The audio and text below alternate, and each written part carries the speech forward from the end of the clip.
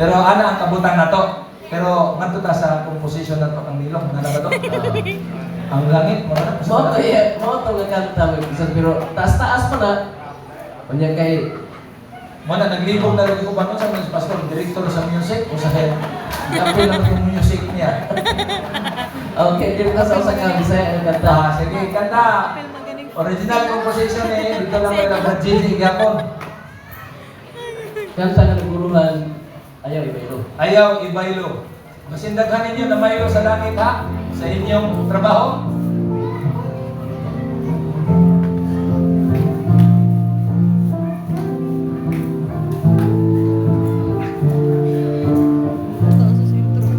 Kunya sunod ani sit-3 ni nadilisir na.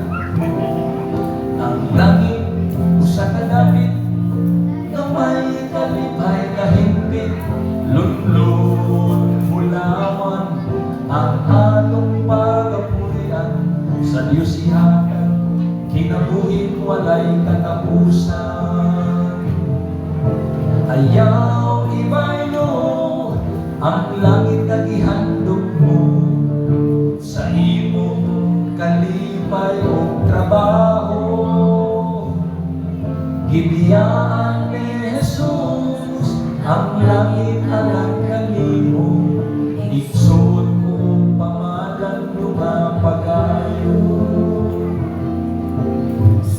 May makalimtan ang pagkamot sa mga kasulatan dito.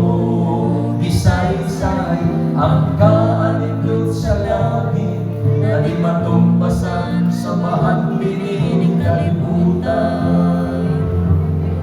Adyaw ibaylo ang langit nga gihandog mo sa imong kalipay o trabaho. Gibidyaan ni Jesus ang langit alang kanimo. Igsoon ko kamalan dunga pagayo. Adyaw ibaylo ang langit nga gihandog mo sa imong kalipay o trabaho. Lapas-lapas magyud ka. Gibidyaan ni Jesus ang langit alang kanimo. Igsoon ko pamalan dunga pagayo. Igsoon ko pamalan dunga pagayo. Ang di mo pagpat di maluwas!